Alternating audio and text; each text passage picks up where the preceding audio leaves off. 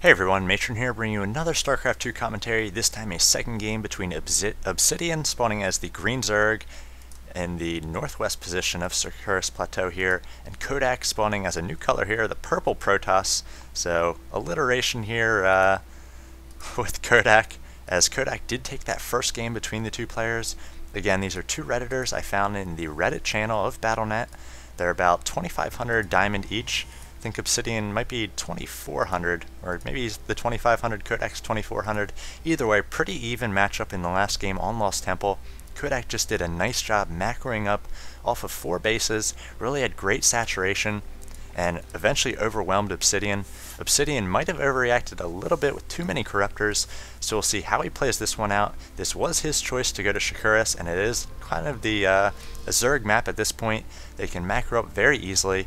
You are always on an east or west positions, as we see Obsidian in the northwest and Kodak in the southeast, so you're pretty far from your opponent. There's a lot of bases you can get up and going. And with these positions, you won't have to worry about the backdoor rocks that much. So we could see either player go for their backdoor expansion.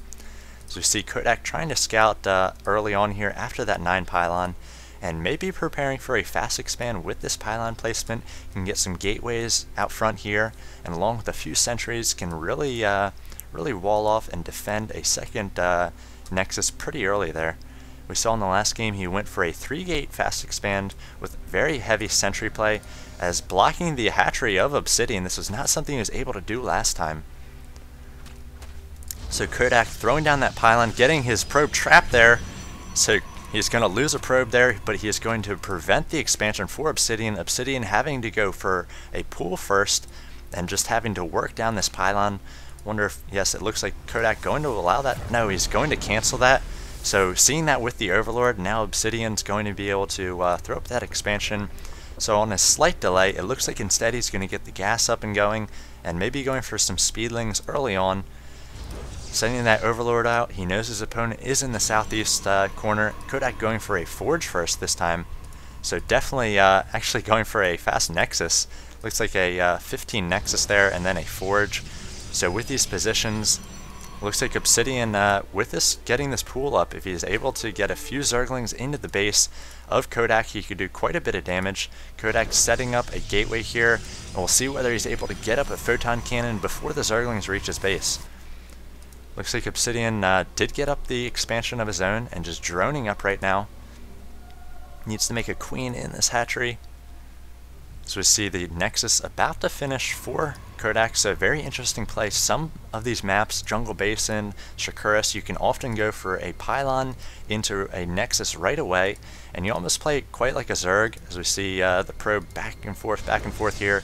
Wants to get up those gateways as soon as possible, leave just a small opening, and he's going to hold position here to block any Zerglings from streaming into his base before this photon cannon does finish. So this probe kind of acting like a zealot would once he does get a zealot out, just the whole position here. And it looks like instead of going for some sort of Zergling harass, Obsidian going to get up a quick third. So his second hatchery hasn't even popped yet, and he's going for a third. But again, he will have to drone up very hard to make this worthwhile. He got up on 4 bases in the last game, but he was just not able to do anything with it because he only had about 40 drones on all those bases. His opponent had about 80 probes, and in the end it showed with just the number of units both players had. So I like the start from both players. Kodak getting out a pretty safe Nexus here, and having good pylon placement. If one of these pylons does go down, he is not going to lose all these buildings and both these cannons. And now relatively safe here, and he's going to be able to get his economy up and running. We see 28 harvesters to 21, and Obsidian doing a very interesting thing. Instead of streaming in 8 to 12 Zerglings like I might have done, he instead says, you're going to fast expand, well, I'm going to stay 1 base ahead of you and get on a 3rd base. But again, really needs to work on his macro and on his saturation this game, and we'll see what he's able to do with these 3 bases. Getting up a Roach Warren, so pretty same timing as the last game. Never did see Obsidian push out with all that much pressure, really sort of played defensively, allowed his opponent to dictate the pace of the game. And that can work if your macro is better than your opponent. You can take down all the Protoss units and just kind of ride the wave of a victory in a battle and just push forward and eventually crush your opponent, as Protoss can't really macro up as quickly as Zerg. So trying to do his best to saturate all of these minerals here, getting up a hive as well. So not really deciding whether he's going to tech or saturate at this point. At this point, with such a large map, you could get out a lot of speedlings. Not really sure you have to go for roaches at this point, and you could just focus on drones, get a few spines down at each base, make sure he gets a queen at each hatchery as well, and just get such an economic advantage. But instead, it looks like he's going to be getting up lair tech, so perhaps going for roach speed. He does have control of the tower here, so not going to be able to move out. Kodak's not going to be able to. As Kodak, let's check his base. He does have up the cybernetics core, getting a late warp gate out, so 8 minutes and warp gate's still not done, and adding a lot of gateways here. So he'll soon be on 6 gateways and just constantly producing off these front 2 gateways, getting out the ground weapon level 1 as well. So as I mentioned before, that's a very important upgrade in this PvZ matchup. He's got all 4 of his simulators well saturated, and warp gate tech about to finish. Wonder if he's going to go for some sort of 6-gate timing push in the next few minutes. If we check the army tab for both players, is 375 to 500. Obsidian doing a nice job droning up here, up to 37 harvesters, but again, Kodak quite the advantage, 48 harvesters now. So using this chrono boost and just making sure he has both these bases well saturated. Obsidian got a decent little force here of speedlings and roaches, as well as some spine crawlers, and I imagine good placement by the spine crawlers here. Kodak can't really know that he has this third. It's very early for a third for a Zerg player in this position, so I imagine any attack is going to be going towards that natural. So we see the warp gate tech has finished, and I was right, he is going for some sort of timing here off these 6 gates. So once you do get that fast expand up as Protoss, you can add a number of gates, and then once your economy really kicks in there, you can really push forward once that warp gate tech does finish. We'll see if he gets up a forward pylon at one of the towers here, as Obsidian doing his best to try to scout the number of units in his opponent's army, and not really warping off these warp gates. Yes, now he's going to, and reinforcing this army in the center. If we check the army tab, it is 1750 to 1500, as we see Obsidian reacting with a lot of Zerglings. So he's got 16 Zerglings on the way. If they can get a good surround on these stalkers, they're really going to want to use the spine crawlers here to aid in the defense. So he does have this ramp well guarded, and maybe now going to try to engage the Protoss army in the open field. So that's one strategy, keeping the roaches at home and just waiting.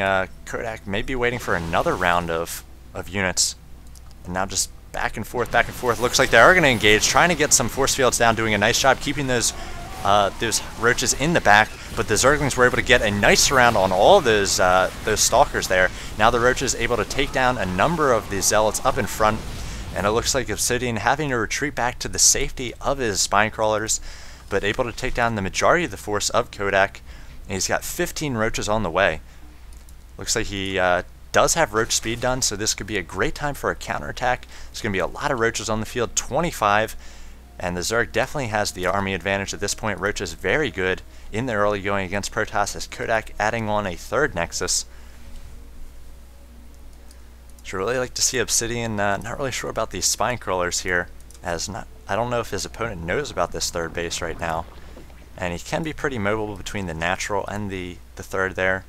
So spines can make you feel a little bit safe, and perhaps make Kodak think twice about engaging here. So it looks like this 3rd will be finishing shortly for Kodak. If we check the income tab, it is 57 harvesters to 45. So both players macroing up pretty decently at this point. Could afford a few more drones for Obsidian. Looks like 13 drones on the way, so reading my mind there, and he will soon shoot up economy-wise, up to 57 harvesters to 59. So feeling good about that defense, and now just macroing up, getting a 4th up and coming here. Really like to see him get on Hive Tech a little bit earlier, as he does macro. In the last game, did not have it up quite so early. If he had some Broodlords out, I feel like he could have been able to take on those Blink Stalkers of Kodak. Kodak adding an Immortal or 2. It looks like 2 more on the way, as 2 robotics facilities coming, both chrono boosted in the main of Kodak. He's got out Blink as well for those Stalkers, as well as the Templar Archives. Looks like Psionic Storm has finished. He's working on the Kaidarian Amulet. And could be opening up these backdoor rocks for an expansion as well. So these Immortals with the +1 upgrade and the +1 armor as well. 55 damage to those armored roaches here. Not many upgrades coming from Obsidian. He was working on a ground armor, but I don't think it actually finished. So it looks like his first upgrade will be the attack for the roaches. Now attacking past these units, trying to kind of catch the Protoss player off guard, but it looks like Kodak was able to get the drop on his opponent. And now these Immortals in the front line just tearing apart the roaches, blinking, trying to do a lot of damage to these roaches as they do retreat there. And again, both players pulling back, not losing their entire army. See a lot of Zerglings on the way. And again, the Zerglings are the correct answer against those Stalkers and those Immortals. Attacking the Immortals really quickly, can chew through those shields. Hydra Den on the way for Obsidian. Really like to see Obsidian do a little bit more creep spreading here, especially since his tech of choice seems to be the Roaches and the Hydralisks. Did a great job spreading creep in the last game in the early going. So really like to see that. He should have creep basically reaching midfield at this point. Looks like we're going to have a Zergling run by into the third. So let's check the unit tab. 69 probes at the start of this attack. Let's see how many he's able to get. Kodak late to react, so a lot of these probes are going to go down. 69 down to 59, 10 probes going down. Looks like 13 probes going down. Trying to lay a number of photon cannons. That's not going to be enough though. This cannon's going to take a little while to get in. And now the Zergling's going to retreat up to the main, making sure that there's no fourth. And going to do his best to split up these Zerglings. So he's going to bait the Protoss army to try to engage up there. Now the Zergling's going to come down, try to take down these cannons before they can finish. And Kodak's going to have to move these armies back. Looks like he is going to get some cancels on these photon cannons. Now trying to move these Stalkers into position. Blinking up here, trying to prevent this round by the Zerglings. Getting a few more warp ins from these Zealots. And now Kodak going to take this opportunity perhaps to push across midfield as well. But this is a very successful attack by Obsidian. Able to take down about 15 workers and really prevent the saturation for Kodak to get up and running on this third. Now we see Kodak pushing forward here with those Blink Stalkers, wants to blink backwards, let those Immortals out in front against those Roaches. If we check the production tab, looks like we have the Infestation Pit on the way for Obsidian. Going to do his best to try to hold off the very strong pressure from Kodak. Needs to get these Immortals up on those Roaches. The Hydra's doing a nice job chewing through the Immortal shields at this point. Really need to see more production coming from Obsidian. He's going to have a lot of units coming to defend against the forces of Kodak. We see a Warp Prism acting as a forward pylon, warping in a number of Stalkers as well. So now going to be taking out some of these Overlords. I do not believe he has Overlord speed. He may. Looks like he does, so he can get those Overlords out of here. Needs to pull back this Queen, try to get some transfuses on these Spine Crawlers. And now we see a lot of Roaches and Hydras coming. Really needs to attack with those together. Warp Prism moving into position again. The Stalkers picking off these Hydras as they come one at a time, trying to reinforce. Obsidian needs to grab these units as they do pop out here, try to mass up quite a force. May need to pull off some drones here, just make Kodak think twice about attacking. And it looks like Obsidian giving the GG once again. So Kodak taking this game. Both players playing pretty well here. Obsidian with that nice counterattack, taking out a lot of the probes in the third of Kodak, but Kodak's macro is just too strong and has just had too many workers, and eventually able to overthrow his Zerg opponent here with just a ton of Blink Stalkers. So pretty good game. Thanks for watching this one. Take care.